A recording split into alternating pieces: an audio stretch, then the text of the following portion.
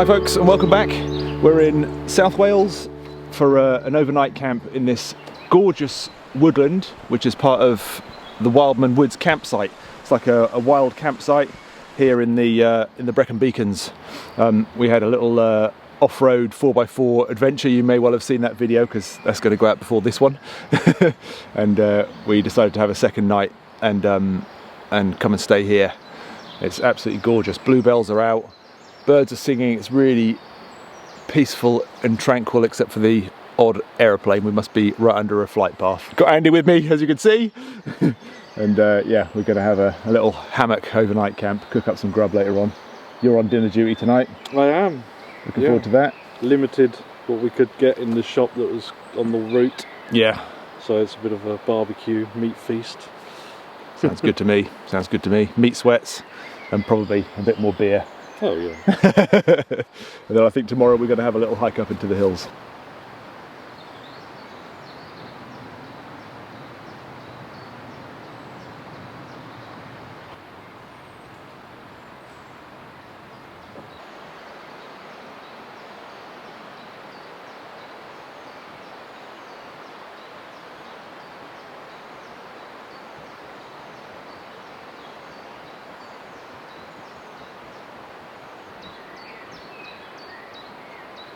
That's home for tonight. Excuse the aeroplane sounds overhead.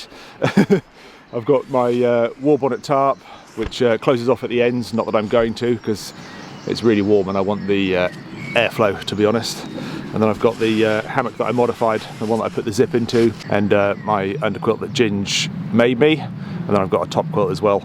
Can't quite imagine that I'm going to need any insulation tonight. It's that warm, but I know that temperature will drop overnight, and I'll be very grateful of it in the early hours, that's for sure. So that'll be me all cozy and comfy tonight. And then Andy over here has got his hammock all set up there with a sleeping bag and stuff inside, so all good. And now I think I'm gonna wander down to that river and get some water. I've got my filter with me, so yeah, I could have a nice big cool drink of water as I'm gasping.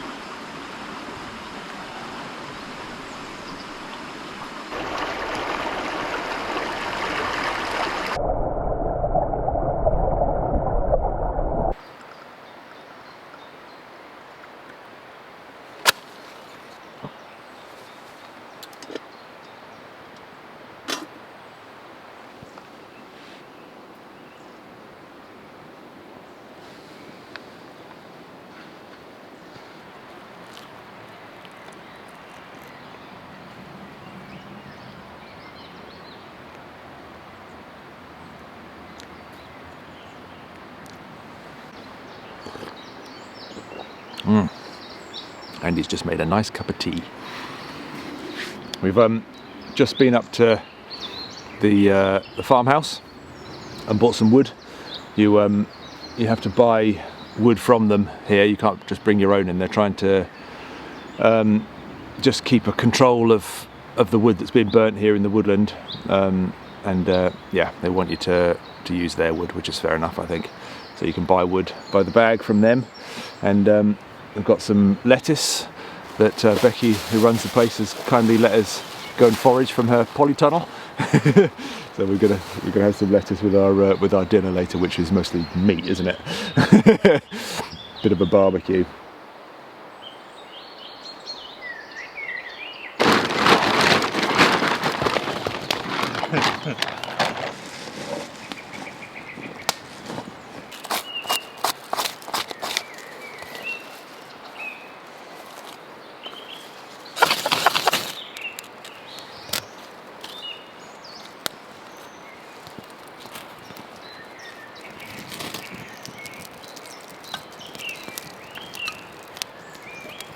Get the old fire lit because we're both getting really hungry.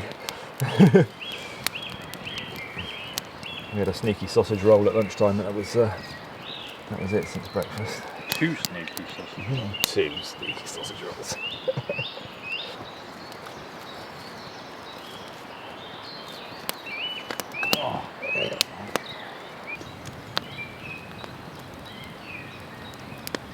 It's about that time. We've got 2 salts. Do you want a loom pale, which is hoppy, or a jute session, which is hazy? I'll go hazy. Sounds good. Thank you very much. Shouldn't be as bad as yesterday. There we go.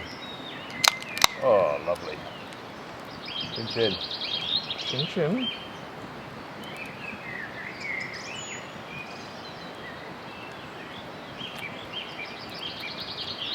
Very nice. Yep. Thank you very much. Yeah, definitely session that. You just wanted that extra 0.2%, didn't you? That's all that is. It's just the alky in me.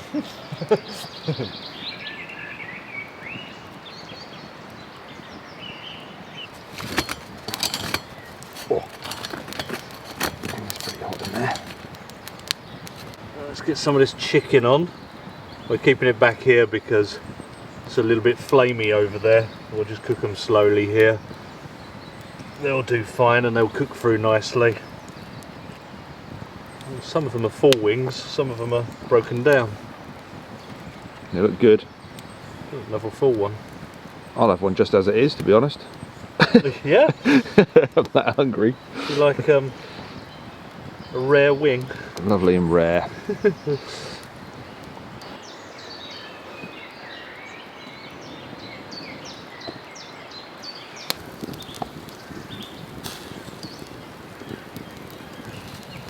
Ooh, that was close. Casualty.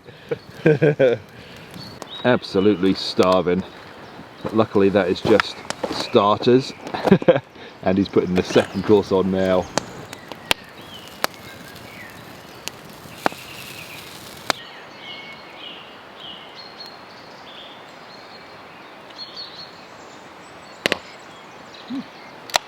Double IPA.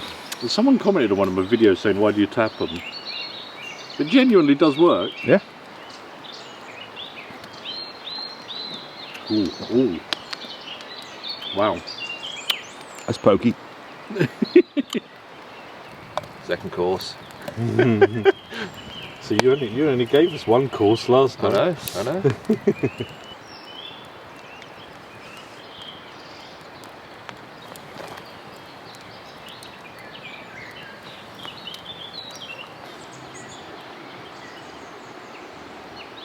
Just for a bit of moisture. Not that I'm saying your pork's going to be dry. No, you were in charge of it as much as I was.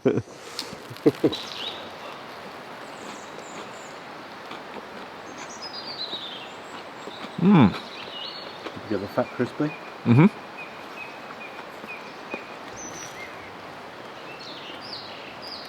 Mm.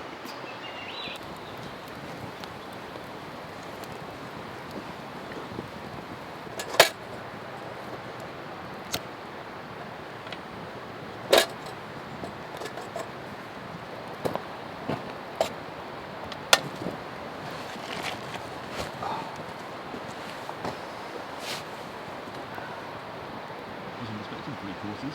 3 courses over 3 hours. 3 courses of meat. Yeah.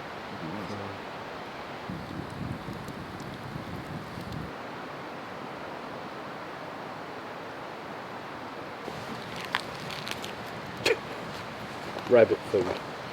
Mm. It was very nice, the leaf I had.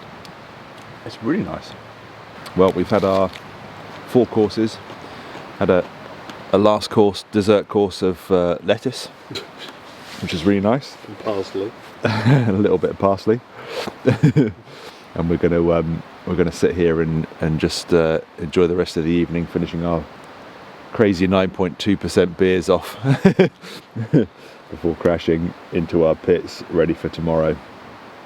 I'm gonna hike up into the hills just above where this campsite is tomorrow and try and find an aircraft wreck. I think Andy's got to shoot back to Kent, so I think it's probably going to be me heading up there and not Andy's. He's bottling it.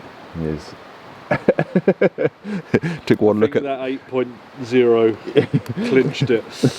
Took one look at those hills and thought, no, just no. And the fact that my number plate is not lit. Yes, that is true. You have got to get back in daylight. Yeah, that is true.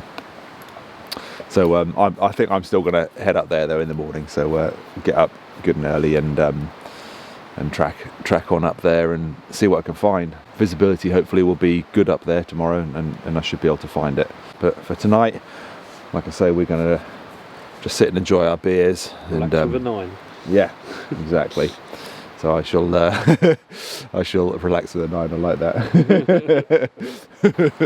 Yeah. I'll see you guys in the morning. Good night.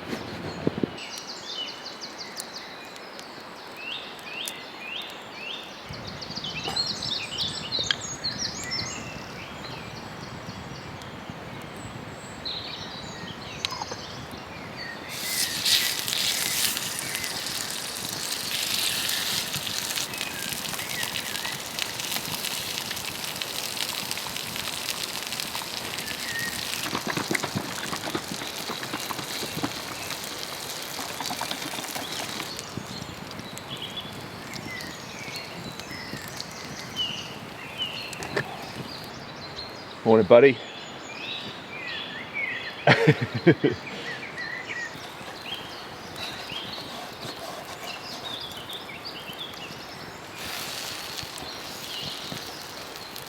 Morning, folks. Had a good night's sleep. Slept soundly through till about 5 o'clock this morning when the bird song woke me up. It was so loud. That kind of pre-dawn. Yeah, lovely to hear. But yeah, a bit early, but I got up anyway and got things taken down, had some coffee, just cooking some breakfast. Andy's just got up, and yeah, I'm gonna get some breakfast down so that I can head off up that hill this morning.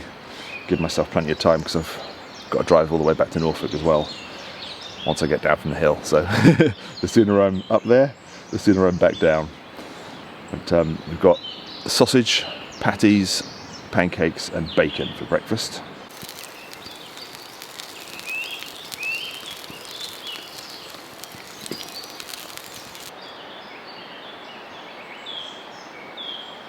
It's another warm day, you know.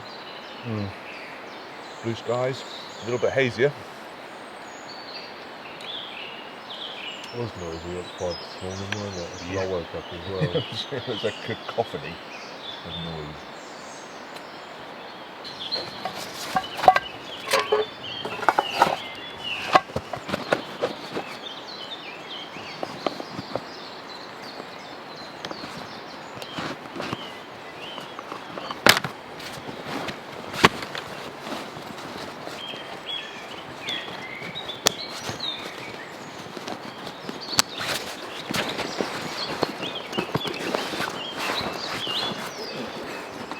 Right, that's my last few bits from breakfast packed away, and I'm all cleared up and I'm ready to go. I'm going to go and say bye to Andy now and head up that hill. I'm going to go and just quickly change my t-shirt, put some different footwear on, dump this pack in the Land Rover and grab a day pack, which I'm going to need today up on the hills. Just got a few bits I need in my lunch and all that sort of stuff in there. And yeah, I think Andy's going to trek on back to Kent. It's been a really good little spot just here. A great little gem of a campsite. Almost wild camping, you know. You can sort of practice bushcraft skills and bits and bobs. You know, anybody that's wanting to sort of get into that sort of thing but doesn't know where to go, you know, hasn't got maybe a woodland permission or whatever, you know, somewhere like this is probably a really good option. I'll put a link to their website down in the description box. But yeah, I mean, there's a few sort of places like this dotted about the place, but I've been impressed with this site here. It's got a nice relaxed feel to it, and just a beautiful woodland, gorgeous, and perfectly situated for getting up this hill today. Yeah.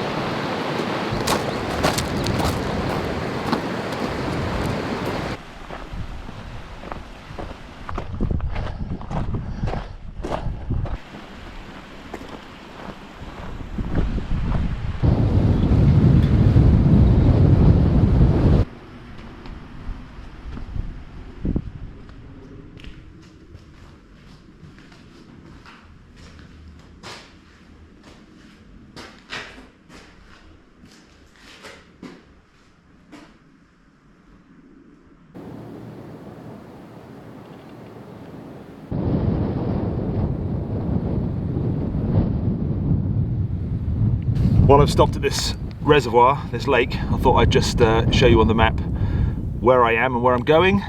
So I've just walked up this path here, which takes you up as a kind of gravel track, access track, takes you up to the dam, and the reservoir is a little bothy just there.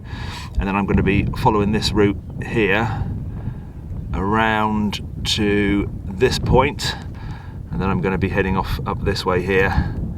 And the aircraft wreck is actually just, not a very good pointer, it's actually just about here somewhere. So at some point while I'm walking along this path, I'm going to have to hack off to the right there and see whether I can find it.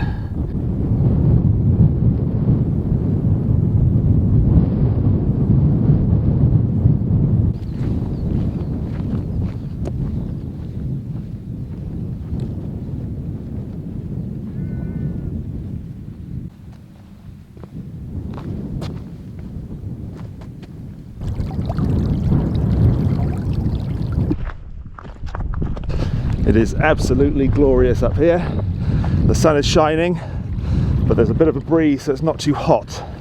That's what I was most concerned about, knowing I was going to be coming up here today and walking uphill.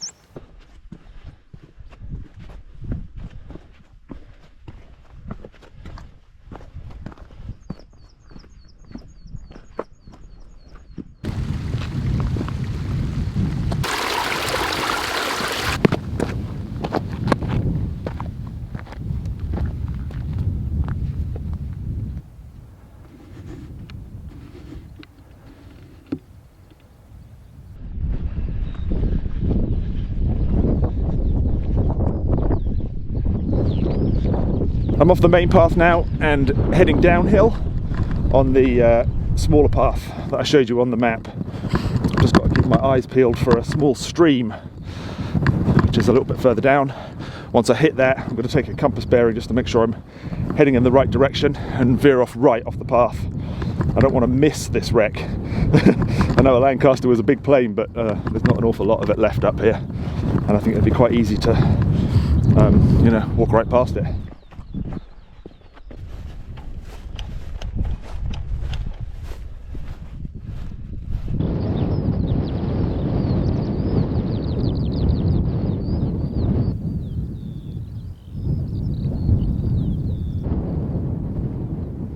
I've reached the stream, or I can see it just ahead of me there. There's a sort of shallow clough where the stream has kind of carved its way down through the hillside, and I know the wreck site is just to the right of that clough as I look at it from this direction. So I don't think there's any need for a compass bearing. I can see the area, and I'm going to head down there, make a beeline for that area. I know there's a sort of scar where the plane hit, still there to this day. So I can look out for that. I can look out for any bits of wreckage, and I think there's a memorial stone that's been put there as well to you know, to remember the airmen that died in the crash.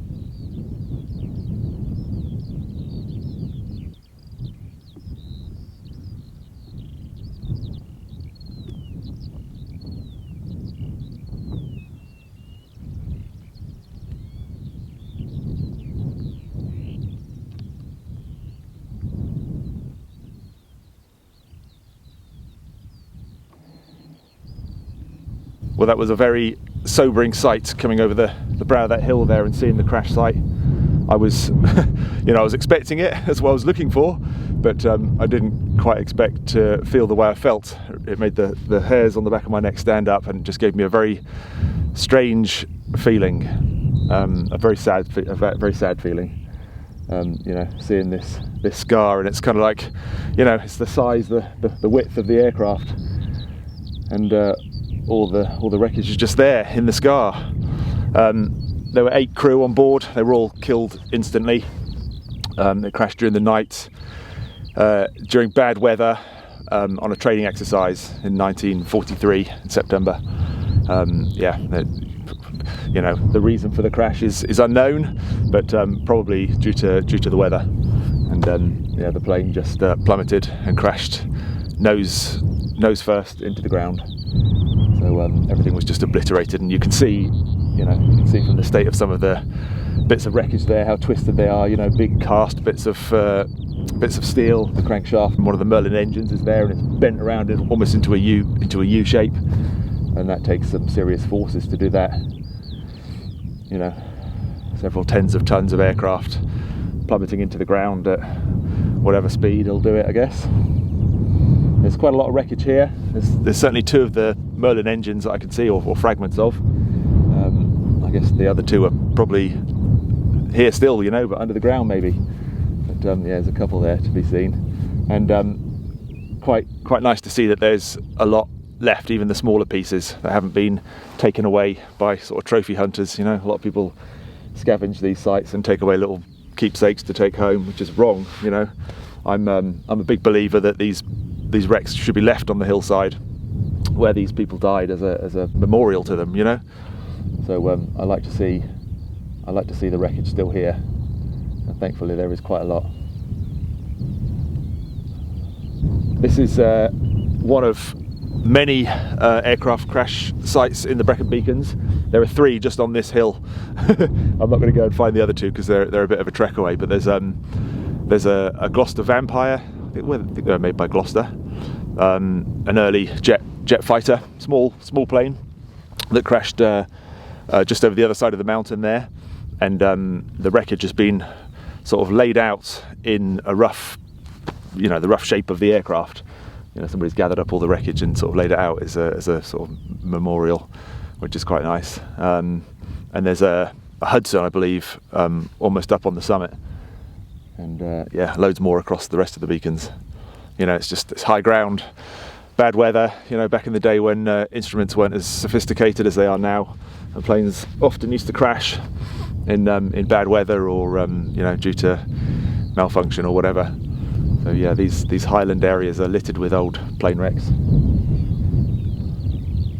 I've even found a couple of bullets here, 2 heads, and one of them is actually attached to the casing still, obviously unfired, and it's still got the clip on it where they'd have been attached together, whole string of them. They were fed through one of the machine guns on board this big old 4-engine bomber.